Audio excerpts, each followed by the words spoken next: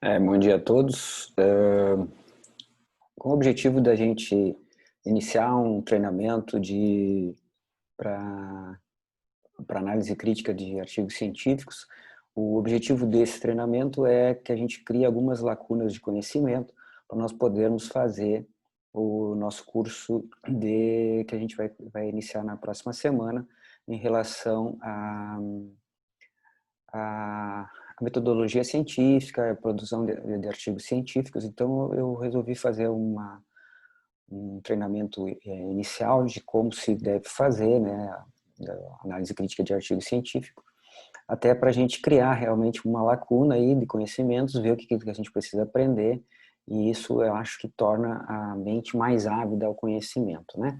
Então, o nosso objetivo é fazer um curso com todos os residentes do Hospital Governador Celso Ramos. Eu estou presidente da Coreme, da HGCR, o objetivo de melhorar a qualidade dos nossos estudos, nossos trabalhos, certo? Eu sou médico anestesiologista, eu não sou especialista no assunto que a gente vai discutir agora, que é sobre Covid. Por que eu escolhi Covid? Porque é um tema que é amplo, e como essa aula é para residentes de várias especialidades, eu diria que fica mais fácil talvez de entender, e é um assunto do momento, né? Então, como eu falei, sou anestesiologista, trabalho no Grupo Anestesiologista Associado, no Hospital Governador Celso Ramos, e sou também responsável pelo Centro de Ensino e Treinamento perante a Sociedade Brasileira de Anestesiologia. Eu não tenho nenhum conflito de interesse, como eu falei anteriormente, né? Apenas aprendizado. A gente vai treinar aqui, lógico que alguns erros a gente pode cometer na hora dessa análise crítica, e estamos à disposição também para dúvidas ou até para esclarecer alguns conceitos errados que eu tenha feito aqui. Bom, lembrando que a medicina baseada em evidência, ela se baseia é orientada por três pilares, né, que é o conhecimento clínico individual, as melhores evidências científicas e os valores do paciente. É muito importante, né, a gente valorizar aquilo que o paciente quer, qual o tratamento que ele quer fazer, porque senão ele não vai ter aderência no tratamento e isso não vai resolver nada. E isso é baseado aqui na descrição, né, do diagrama de Venn, né? São três pilares muito importantes que têm que serem valorizados. Eu escolhi esse primeiro artigo aqui, que foi um dos primeiros artigos que saiu, né, estudando hidroxicloroquina e azitromicina no tratamento da Covid-19. E na avaliação desse estudo, o que a gente tem que ver? Definir qual que é a pergunta que eles estão fazendo no estudo, né? Aqui eu vejo alguma dificuldade em termos de relacionar a uma pergunta, porque na verdade aqui o que eles, no título, eles falam dos resultados, né? Aliás, desculpa, eles avaliam, né, o resultado do tratamento da hidroxicloroquina com azitromicina, mas eles não falam exatamente o que seria o resultado desse tratamento no título, né? E eles falam que é um estudo, né? Eles definem aqui qual que é o modelo do estudo que foi utilizado, que é um estudo, um ensaio clínico não randomizado, né? Aberto, né?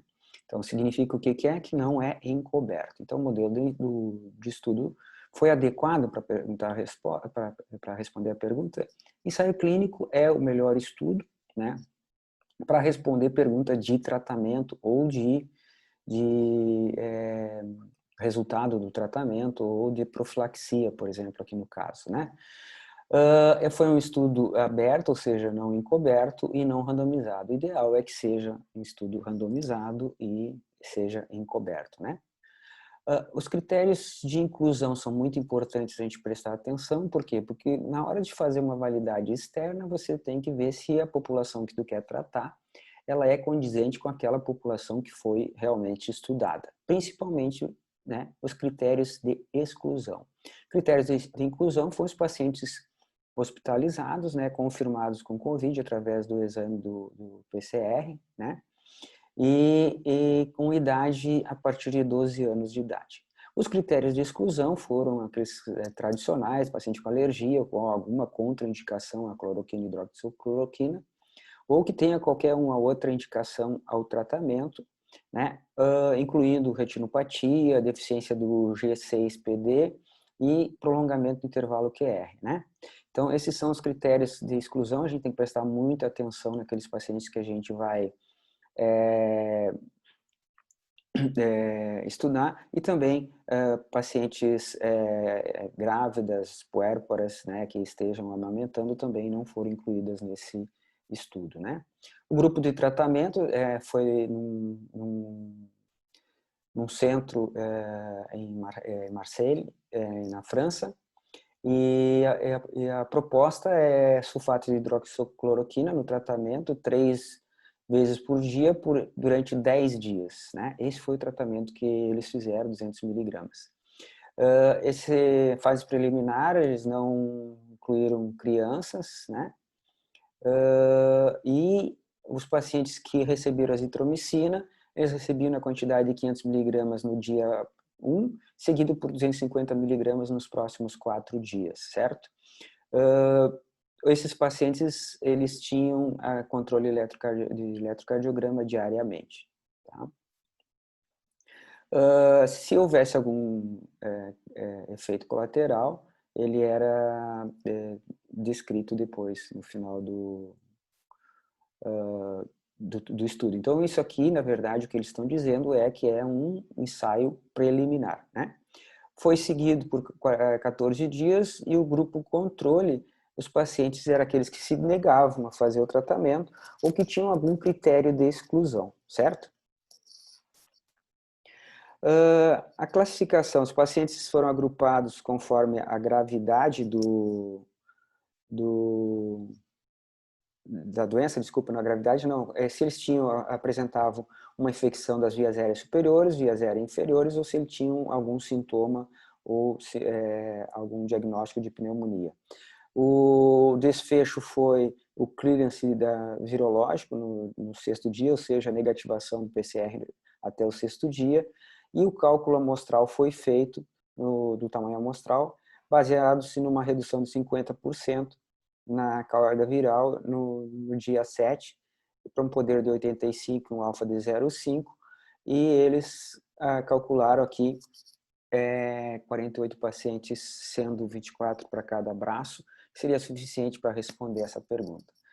As perdas foram tratadas retirando do estudo, né, por razões diversas, mas alguns pacientes porque foram transferidos para a unidade de cuidados intensivos, outros foram transferidos para outras unidades hospitalares, e teve paciente que, por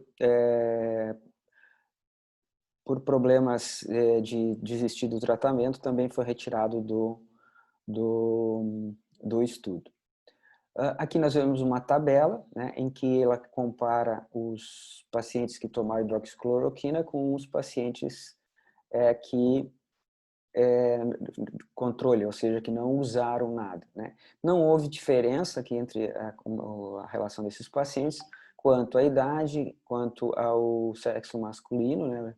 E os sintomas clínicos. Aqui eles não fizeram uma paridade em relação à gravidade de doenças ou de outros fatores de riscos conhecidos, não foram pareados em relação a isso.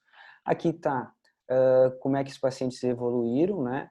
E qual o dia, né, que teve o PCR negativo, os pacientes tratados com hidroxicloroquina em relação aos pacientes do grupo controle, desde o dia 3, que foi a primeira amostra, já mostrando um bom desempenho aqui no caso dos pacientes tratados com a hidroxicloroquina em relação aos pacientes não tratados.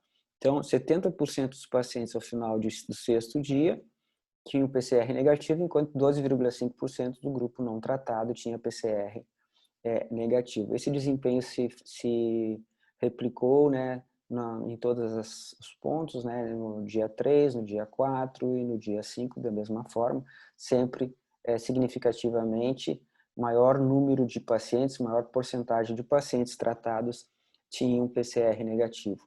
Aqui um outro dado, que é comparando os pacientes que usaram hidroxicloroquina, os pacientes que usaram hidroxicloroquina e azitro em relação ao grupo controle também, da mesma forma, teve um bom desempenho. Aqui, por exemplo, o paciente que teve associação com azitromicina, 80% deles tiveram critérios de cura, ou seja, na verdade, PCR negativo. nesse caso aqui 83%, aqui no sexto dia 100%, porque eram só 6 pacientes, foi uma amostra pequena, então 6 pacientes que tomaram azitromicina já tinham critérios já tinham um SWAB negativo, né, a nível do sexto dia. Aqui foi uma comparação, né, um gráfico comparando a porcentagem de pacientes com PCR positivo, né, mostrando a eficiência aqui dos pacientes tratados com hidroxicloroquina, né.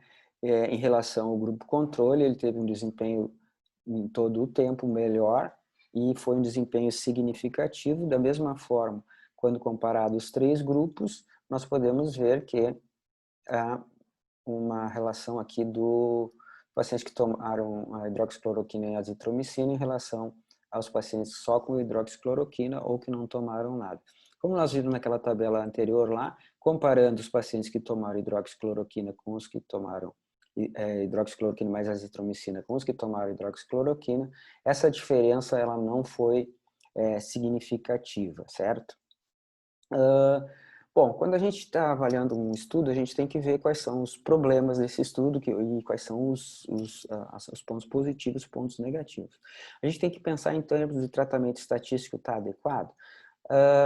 Sim, aparentemente nesse trabalho o tratamento estatístico está adequado, mas a gente corre um risco, porque foi encontrada uma diferença, e essa diferença, na verdade, ela pode não ser verdadeira, né? Então, se a diferença encontrada não for verdadeira, nós temos um falso positivo, que é rejeitar uma hipótese nula quando, na verdade, ela é verdadeira, né? Aquela confusão. Mas, na verdade, resumindo, é um falso positivo. Então, a gente encontrou, né, a gente pode identificar, né, uma diferença nesse estudo, mas isso aqui pode estar incorrendo num erro do tipo 1. Por quê? Porque, em primeiro lugar, não foi feito, a escolha não foi randomizada, não foi aleatória. Então, os pacientes não tinham a mesma chance de cair num grupo ou no outro. Os pacientes que não foram tratados, eles passaram a ser um braço do controle, mas muitos pacientes foram retirados porque apresentavam complicações, problemas, riscos. Então, não houve um pareamento, né, em relação aos fatores de risco entre os 2 braços, que também pode ter interferido nisso, né? Apesar que você está medindo, na verdade, carga viral, mas a gente não sabe qual que é a influência desse fato dos pacientes serem de maior ou de menor risco, se ter diabetes, não ter diabetes, sobre essa carga viral. Eu não saberia responder se isso faz diferença, mas essa paridade não houve. Mas qual que é a pergunta que tem que ser respondida é se tem SWAB negativo no sexto dia ou não, até o sexto dia, né? Mas, em relação a essa resposta, nós podemos estar incorrendo, né, no erro do tipo 1, porque a gente viu que houve, né, uma diferença. E essa diferença, nós podemos ver o tamanho do efeito, né? Então, o que a gente vê no tamanho do efeito? A redução absoluta do risco, a redução relativa do risco, né? No caso aqui, o risco relativo e a redução relativa no risco e o NNT. Nós podemos ver que houve uma importante redução absoluta no risco, de 57,5%, um risco relativo de 0,179, né? E o que a gente nota é que o intervalo de confiança ele é muito grande, né? Então, isso mostra que o resultado é impreciso. Isso normalmente ocorre em estudos pequenos, né? Então, nós não temos um resultado muito preciso aqui. O que significa que nós podemos ter de 32% a 95% de redução relativa no risco, né? E isso é muito grande, né? Agora, nós temos um tamanho do efeito, qual que é? É o NNT, o número de pacientes que eu preciso tratar para salvar um paciente. Então, nós temos um NNT de 2, é muito forte essa associação. Agora, qual que é o risco aqui? O risco é, realmente, se a gente incorre no risco do tipo 1, devido às deficiências do estudo, pode ser que isso faça com que haja por exemplo, o grupo de tratamento ser beneficiado, né? A tendência né, é beneficiar o grupo de tratamento no caso de estudos com N pequeno, né? Quando a gente comparando a hidroxicloroquina mais azitromicina versus o controle, também nós vamos ver uma redução importante do risco absoluto e um NT também de 2, né? Aqui a gente chega a reduzir em 87% o risco do paciente ter ainda, né? Aqui a redução do risco, ter ainda um PCR positivo no final de 6 dias, certo? Aqui foi um cálculo de tamanho amostral, que foi para mostrar que a hidroxicloroquina, quando comparado à hidroxicloroquina mais azitromicina, ela não deu positivo, não deu diferença, né? Mas por que não deu diferença? Porque o estudo ele não tinha robustez suficiente para responder essa pergunta, certo? Para responder essa pergunta, baseado nos dados encontrados neste estudo, precisaríamos de, no mínimo, uns 40 pacientes, né? O tamanho da amostra aqui é 30, nós teríamos que acrescentar mais 20 pacientes para controlar as perdas. Isso para um poder de 80%, certo? Em relação ao nível de evidência, nós podemos ver que é um nível de evidência 2B, certo? Devido à baixa qualidade do estudos, né? E um nível de recomendação C, né? Também devido à baixa qualidade do estudo, certo? Os pontos positivos foi o tamanho do efeito, né? Que a gente viu com o NTD2, foi um estudo prospectivo e com forte evidência contra o acaso. Agora, os pontos negativos são, lógico, que um estudo não randomizado, não encoberto, né? Era um estudo aberto, não utilizam a intenção de tratar e um risco de viés de seleção. A amostra foi uma amostra insuficiente para avaliar dano, eles comentaram que isso é um resultado preliminares, que eles fariam isso no final do estudo, e os resultados são poucos precisos. Resumindo, encontrado um efeito de tratamento importante, mas não é possível descartar o erro do tipo 1, e além do mais, os resultados são pouco precisos. Lembrando que a pergunta a ser respondida é se o paciente teria um PCR negativo ao final de 6 dias. Devido a um N pequeno, pode ser que tenha favorecido o grupo de tratamento e aí também tenha contribuído para esse erro. Nível de evidência 2B, grau de recomendação C, e que significa o quê? Que o verdadeiro efeito pode diferir significativamente do aqui estimado, certo? Por enquanto é isso, pessoal. Depois a gente vai ver mais alguns trabalhos, né? Esse foi só para a gente fazer um treinamento, para ver como é que a gente avalia. E eu achei interessante porque o grande risco do erro do tipo 1 nesse estudo existe e é um momento para a gente treinar e avaliar esse sentido. Lembrando que é um trabalho, é um resultado preliminar, como os autores falaram, que esse estudo ele pode ter no futuro um desfecho, realmente confirmar esse desfecho ou por outro lado, não confirmar esse desfecho, certo?